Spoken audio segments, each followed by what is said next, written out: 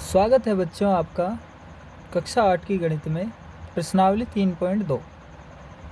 प्रश्न नंबर 1 पर देखिए, निम्नलिखित आकृतियों में x का मान ज्ञात कीजिए। आपको दो आकृतियाँ दिखाई दे रही हैं, इसमें भी x है, इसमें भी x है। इन दोनों के स्थान पर x का मान ज्ञात करना है कि कितने डिग्री इसका मान है। ठीक है, ये दोनों आकृतियों से आपको प्रश्न का पता लग गया होगा कि प्रश्न क्या कह रहा है। अब देखते हैं ए आकृति को कैसे सॉल्व करेंगे। ये एक 125 डिग्री का इधर दिख रहा है, एक 125 डिग्री का इधर है कोण। आप समझेंगे पहले कि एक रेखा है, रेखा पर जो ऐसे एक कोण बनता है वो 180 डिग्री का होता है। वो रेखिक कोण है, लाइनियर पेयर। रेखिक युग्म में होता है लाइनियर पेयर। इसमें समझेंगे 125 डिग्री ये दिख रहा है और यहाँ पर भी एक कोई कोण होगा।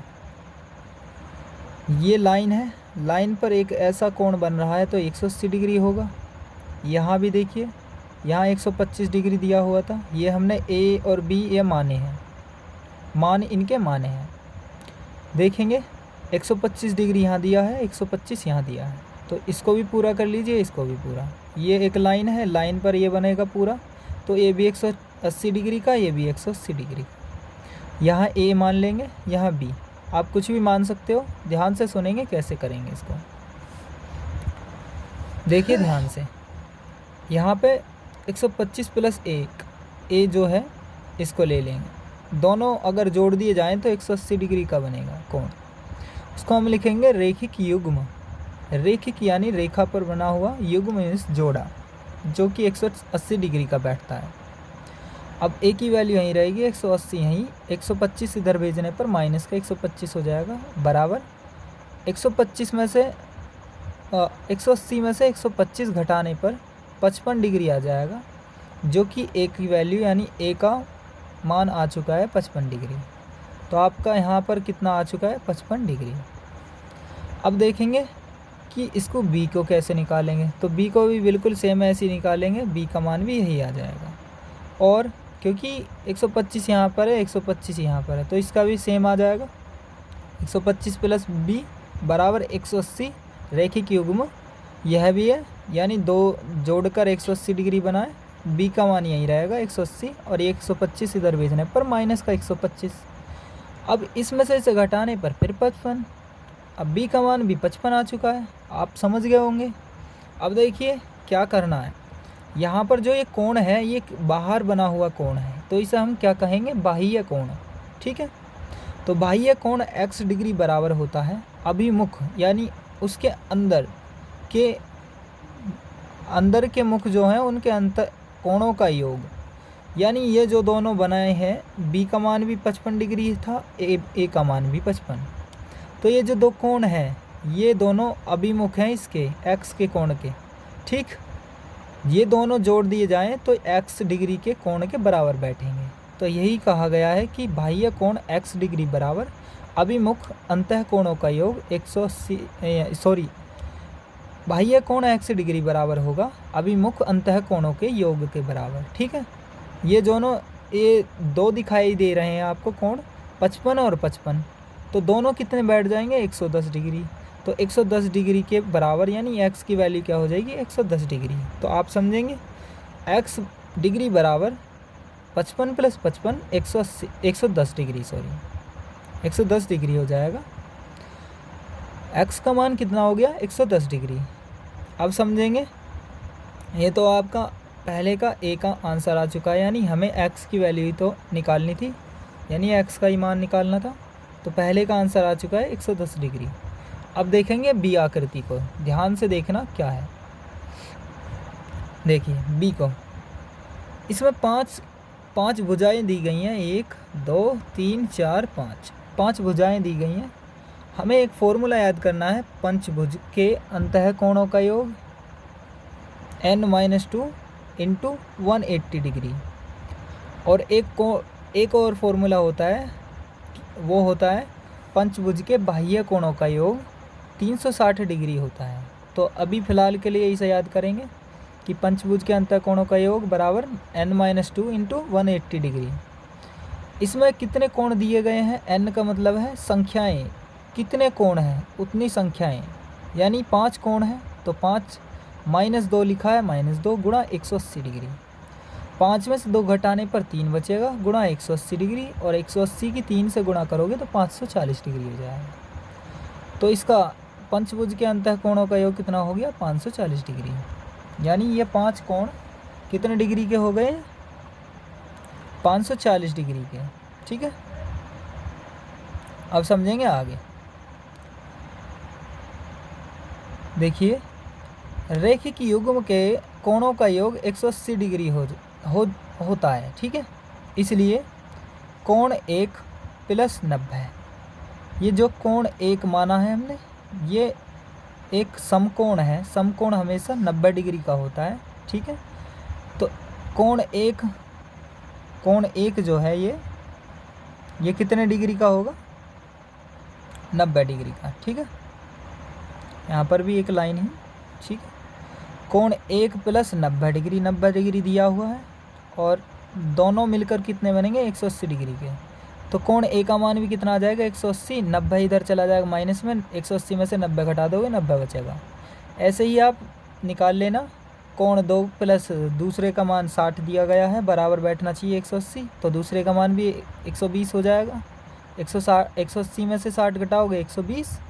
तीसरा वाले कोण का मान रखोगे, ये रहा कोण 3 प्लस 90 बराबर 180, और कोण 3 का मान भी 90 डिग्री हो जाएगा 180 में से 90 घटाने पर। तो सबके मान रखते चले जाइए, यानी समीकरण 1, समीकरण 2, समीकरण 3 ये हो गए। अब कोण 4 को देखिए, ये 70 डिग्री दिया है।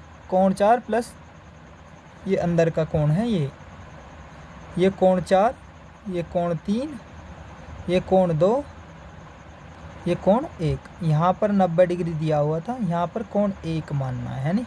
ठीक है, तो आप समझेंगे कोण 4 का मान 70 डिग्री यहाँ पर दिया हुआ है, और कोण 4 का मान निकालना है। तो कोण 4 का मान क्या हो जाएगा? दोनों को जोड़ने पर 180 डिग्री, 180 में से 70 घटाओगे 110 डिग्री। ठीक, आप समझ जाएंगे कि कोण 4 का मान कितना हो जाएगा? 110 डिग्री, 180 में से 70 घटाने पर। अब देखिए कोण 5, कोण 5 यहाँ पर लास्ट में देखिए, इसमें कोण 5 यहाँ हो जाएगा ये, और कोण 5 प्लस x बराबर कितना होगा? 180 डिग्री। ये सभी कोण हमारे कितने बैठ रहे थे? कितने डिग्री बैठ रहे थे? पाँचों के पाँचों कोण मिलाने पर 540 डिग्री बैठ रहा था ना। अगर मैं इसको भी मिला दूं, x देखिए, समीकरण हमने 1 से लेके 5 तक मान लिए थे। ठीक है, समीकरण 1, 2, 3, 4, 5 इन सभी को जोड़ने पर, ठीक है, हम इन सभी को जोड़ देंगे। तो जोड़ने पर क्या होगा, अब देखते हैं कैसे होगा। तो x ये वाली संख्या यानी x प्लस, और सारे कोण जितने भी ये 1 से लेके 5 तक, उन सभी को जोड़ देंगे, और प्लस जो बाहर के जो कोण दिए गए हैं, बाहर के जो कोण हैं इनको देखिए, 90 डिग्री ये था, 60 ये, 90 ये, 70 ये, इन सभी को जोड़ने पर आपका कितना बैठेगा? 310 डिग्री। 90 दूनी 180, 9 दूनी 18 और 6 24 और 7 31, 310 डिग्री हो जाएगा। तो 310 डिग्री आपका 310 डिग्री बैठ जाएगा ये। और ये सभी कितने कितने डिग्री के थे? देखो, ये 180 डिग्री, ये 180 डिग्री बैठेगा, ये 180, ये 180 और ये 180। ये सभी 5 बार हैं, 5 कोण हैं। 180 के अगर 5 कोण होंगे तो कितने डिग्री के बैठने चाहिए? 900 डिग्री के। ठीक है, तो हमने इसलिए इसके बराबर क्या रखा है? 900 डिग्री। ठीक है, x प्लस 540 प्लस 310 डिग्री जो बाहर का कोण था, और ये अंदर के कोण है, और x भी उन्हीं में शामिल है। ये बाहर का कोण है, ये अंदर के हैं पांचों, और ये भी बाहर का है। ये सभी मिलाकर हमारे 900 डिग्री बैठ रहे हैं। तो x की वैल्यू कैसे आएगी? हमने थोड़ा सा इधर करा है, x प्लस ये दोनों संख्याएं जोड़ दी जाएंगी। ये 540 और 310 जोड़ने पर 850 आ जाएगा। 850 बराबर 900 इधर दिया गया, 900 इधर लिख लीजिए। x की वैल्यू आ जाएगी 900, और 850 इधर जाने पर माइनस के 850 हो जाएंगे। 900 में से 850 घटा देंगे तो 50 बचेगा। तो x की वैल्यू क्या हो जाएगी? 50 डिग्री आ जाएगी। समझ गए होंगे कि x की वैल्यू क्या आएगी? 50 डिग्री। तो प्रश्न नंबर 1 के आकृति और बी आकृति दोनों को हमने कर लिया है। अब देखते हैं प्रश्न नंबर 2 को। देखिए प्रश्न नंबर 2 में एक समबाहुभुज के प्रत्येक बाह्य कोण की माप ज्ञात कीजिए, जिसमें एक ए दिया है एक बी दिया है। ए में है 9 भुजाएं 15 भुजाएं, बी में तो इसके दो हैं। ए को समझेंगे जिसमें 9 भुजाएं हैं।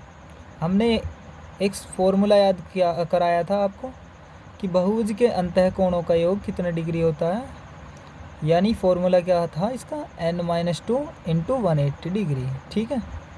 अब यहाँ कितनी भुजाएं कह रहा है 9, तो 9 में से 2 घटा देंगे और इंटू 180 कर देंगे। 9 में से 2 गया 7 गुणा 180 और इसकी गुणा करने पर 1260 आ जाएगा। ठीक है। अब इसके अंतःकोणों का माप निकालनी है हर एक की। यहाँ तो सभी की थी, जितने भी 9 के 9 थे सब की। अब एक की निकालनी है हमें। आप चाहें तो इसका फॉर्मूले का मान यहीं पर रख सकते, यानी इसको हिंदी को लिख सकते हो। हिंदी को लिखना ज़रूरी है क्योंकि आपको समझ भी तो आना चाहिए कैसे किया गया है। तो प्रत्येक अंतःकोणों की माप बहुभुज के अंतःकोणों का कुल योग, यानी ये जो था 1260, और भुजाओं की संख्या कितनी भुजाएं थी 9, तो 1260 ऊपर रखेंगे 9 नीचे रखेंगे। 9 से 1260 को डिवाइड करोगे तो 140 डिग्री आएगा। अब हमारा प्रत्येक अंतःकोणों की माप निकालने के लिए 180 डिग्री से घटाया जाएगा, क्योंकि 180 डिग्री में से 180 डिग्री था ना, तो 180 डिग्री में से ही घटाया जाएगा। 180 डिग्री में से 140 घटा दिया जाएगा तो 40 बचेगा। तो 40 डिग्री हर एक कोण की माप आएगी। ठीक है, आप समझ जाएंगे कि 40 डिग्री इसका क्या होगा आंसर। अब देखिए बी को, दूसरे के बी को, बहुभुज के बाह्य कोणों का कुल योग कितना होता है 310 डिग्री 308 डिग्री सॉरी। बहुभुज है ना जिसकी बहुत सारी भुजाएं हों, उसके बाहर के जो कोण हैं उनका योग सारे इनका मिला के कितना बैठता है 360 डिग्री। तो प्रत्येक बाह्य कोण की माप बहुभुज के बाह्य कोण का कुल योग होता है और बटे भुजाओं की संख्या। तो ये ऊपर तो धरना है हमें 360 डिग्री, क्योंकि इसी के स्थान पर ही, ठीक है, ये ऊपर दिया गया और यहाँ पर भुजाओं की संख्या। तो बी में दिया गया है 15 भुजाएं, ये देखिए। तो 360 ऊपर रखोगे और 15 रखोगे नीचे। 15 से 360 को काट दोगे 24। तो इसका क्या आ जाएगा कि प्रत्येक बाह्य कोण की माप कितनी होगी 24 डिग्री। हर एक की 24 डिग्री हो जाएगी। 15 भुजाएं हैं वे। ठीक है, तो प्रश्न नंबर 2 हो चुका है। अब देखिए प्रश्न नंबर 3 को। एक समबाहुभुज की कितनी भुजाएं होंगी यदि एक बाह्य कोण की माप 24 डिग्री हो। अभी हम करते हुए आए हैं, हम यहाँ पर भी बता सकते हैं कि 15 भुजाएं होंगी, क्योंकि इसका 24 डिग्री आया था ना, ये इसमें उल्टा बूझ रहा है। यानी अब 24 डिग्री दिया है, ये भुजाएं बूझ रहा है, पहले डिग्री बूझ रहा था। बस क्या करना है, माना भुजाओं की संख्या है n, नंबर यानी n। अब बहुभुज के बाह्य कोणों का योग आपको याद हो गया होगा 360 डिग्री होता है।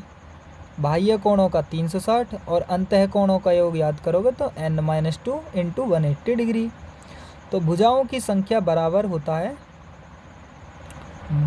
बहुभुज के बाह्य कोणों का योग, यानी ये वाला, बटे प्रत्येक बाह्य कोण की माप, बराबर क्या होगा 360 डिग्री यहाँ रख देंगे और 24 डिग्री जो दिया गया यहाँ प्रत्येक बाह्य कोण की माप।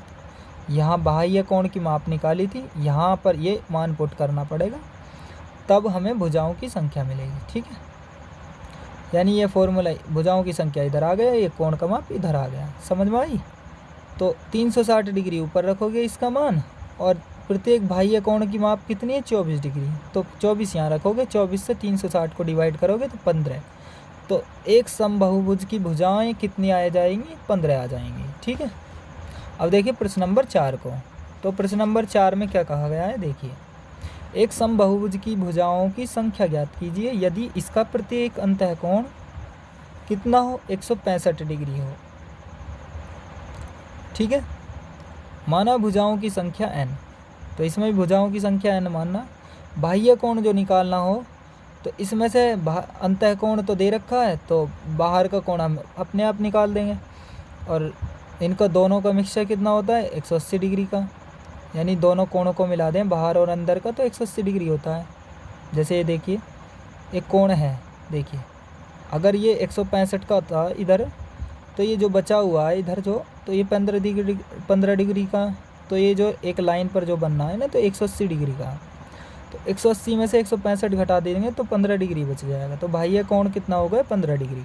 तो बहुभुज के बाह्य कोणों का कुल योग कितना होता है 360 डिग्री। आपको बार बार याद करा रहा हूँ कि बहुभुज के बाह्य कोणों का कुल योग होता है 360 डिग्री, और बहुभुज के अंतः कोणों का योग होता है n-2 इंटू 180 डिग्री। ठीक है, दो फॉर्मूले ही हैं इसमें, याद कर लेने आपको ध्यान से। भुजाओं की संख्या, बहुभुज के बाह्य कोणों का कुल योग, यानी इसको रख देंगे, और बटे प्रत्येक अंतः कोणों की माप, यानी अंतः कोण कितना डिग्री बैठा है हमें। ठीक, यहाँ पर बाह्य कोण ही लगेगा। ठीक है, बाह्य कोण ही लगेगा। ठीक है, क्योंकि हमने बाह्य कोण की बात की है इसमें। तो यहाँ पर 360 डिग्री यह हो जाएगा, और ये 15 डिग्री नीचे आ जाएगा। 15 से इसे डिवाइड कर दिया जाएगा 24। तो इसमें अतः सम बहुभुज यानी समान बहुत सारी भुजाएं कितनी हो जाएंगी 24। तो 24 भुजाएं होंगी इसकी। यह आंसर हो चुका है, आप समझ गए होंगे। आगे चलिए प्रश्न नंबर 5 पर देखिए। ए में कहा गया है क्या यह सम बहुभुज संभव है जिसकी प्रत्येक बाह्य कोण की माप 22 डिग्री हो। नहीं हो सकता। क्यों? क्योंकि 22 डिग्री से हम 360 डिग्री को नहीं काट सकते हैं। तो हमने लिखा है नहीं, क्योंकि 22 डिग्री से 360 डिग्री नहीं विभाजित नहीं होगी। ठीक है, यह इसका आंसर हो चुका है प्रश्न नंबर 5 का ए। और बी को देखिए, क्या यह किसी बहुभुज का अंतः कोण हो सकता है क्या यह किसी समबाहुभुज का अंतः कोण हो सकता है। जो 158 डिग्री है ना, यहाँ पर 158 डिग्री इसके बारे में बताया गया है। तो बोलेंगे नहीं, क्योंकि बाह्य कोण 180 में से अगर 22 घटा दिया जाए तो 158 डिग्री बैठेगा। ठीक है, तो 158 से 360 डिग्री नहीं कटेगा। तो यहाँ पर भी क्या कह सकता हूँ, यह लिखा गया है कि 158 डिग्री से 360 डिग्री नहीं कटेगा। अब देखिए प्रश्न नंबर 6 को। प्रश्न नंबर 6 में एक किसी समबाहुभुज में कम से कम कितने अंश का अंतः कोण संभव है और वो क्यों है। अगर उसका आंसर निकला तो वो क्यों है। तो किसी समबाहुभुज में कम से कम अंतः कोण 60 डिग्री का हो सकता है। कैसे हो सकता है? अगर सम मीन्स समान बहुत भुजाएं हों जिसमें, यानी त्रिभुज के तीनों कोणों का योग कितना होता है 180 डिग्री।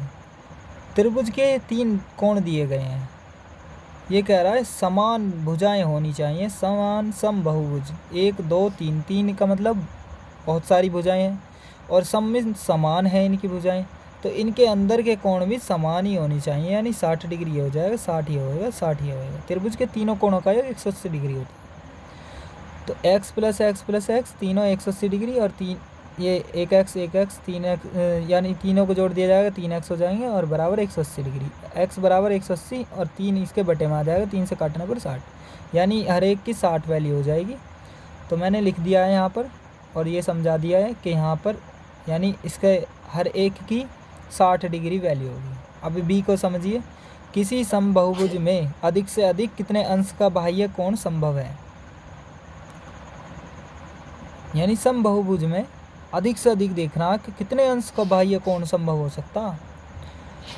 तो भाग ए से हमने समझा कि 60 डिग्री में ये 60 डिग्री का अंश जो है वो कैसे हो सकता है। तो बाह्य कोण होता है, दोनों को कोणों को बाह्य कोण और अंतः कोण को मिलाकर 180 डिग्री बैठेगा। ठीक है, जब अंतः कोण हमने बताया था कि 60 डिग्री होगा, तो बचा हुआ बाहर का कोण कितने डिग्री हो सकता है ज़्यादा से ज़्यादा। तो 180 में से अगर मैं 60 घटा दूं तो 120 बचेगा, यानी बाह्य कोण तो हो जाएगा बाह्य कोण 120 डिग्री का, और अंतः कोण हो जाएगा 60 डिग्री। ठीक, आप समझ गए होंगे। अंतः कोण 60 डिग्री और बाह्य कोण 120 डिग्री। अपने सभी दोस्तों को शेयर करें ये वीडियो अच्छी लगी हो तो, और इस चैनल पर नए हो तो सब्सक्राइब करें, और ऐसी नई वीडियो देखने के लिए या मैथ्स को अच्छे से पढ़ने के लिए इस चैनल को सब्सक्राइब करें। मिलते हैं नेक्स्ट वीडियो में, तब तक के लिए धन्यवाद, बाय बाय।